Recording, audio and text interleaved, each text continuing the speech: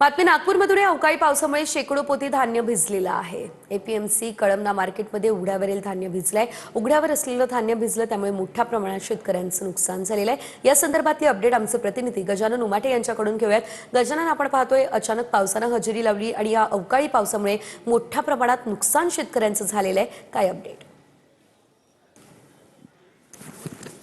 नक्कीच मी सध्या आहे नागपुरातील कळमना मार्केटमध्ये आणि नुकसानीचं हे दृश्य मी तुम्हाला दाखवतोय। शेकडो पोती धान्य उघड्यावर असलेलं भिजलेलं आहे। कळमना मार्केटचं हे दृश्य, काही धान्य हे व्यापाऱ्यांचं आहे तर काही धान्य शेतकऱ्यांचं आहे आणि अतोनात नुकसान झालेलं आहे। हवामान विभागानं अवकाळी पावसाचा अंदाज वर्तवला होता, त्यानंतरही हे धान्य उघड्यावर ठेवलं गेलं, कव्हर करण्यात आलेलं नाही आणि त्यामुळे शेकडो पोती धान्य जे धान्य उघड्यावर आहे ते सगळं भिजलेलं आहे आणि मोठं नुकसान झालेलं आहे।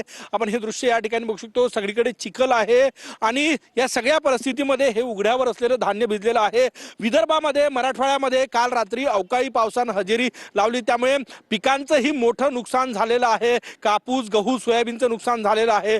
तर दुसरीकडे आपण बघू शकतो हे दृश्य, मार्केटमध्ये धान्य शेतकऱ्यांनी विकायला आणलं, त्यामध्ये गहू असेल, तूर असेल, सोयाबीन असेल, ते सुद्धा अवकाळी पावसामुळे भिजलेलं आहे आणि शेतकऱ्यांचं, व्यापाऱ्यांचंही मोठं नुकसान झालेलं आहे। मध्यरात्रीच्या सुमारास वादळी वाऱ्यासह मोठा पाऊस आला। हवामान विभागाने या पावसाचा अंदाज जो आहे तो वर्तवला होता आणि त्यानंतरही कळमना मार्केट प्रशासनानं कुठलीही काळजी घेतली नाही, त्यामुळे शेकडो पोती धान्य जे आहे ते अक्षरशः भिजलेलं आहे। मोठं नुकसान शेतकऱ्यांचं, व्यापाऱ्यांचं या ठिकाणी पाहायला मिळतात।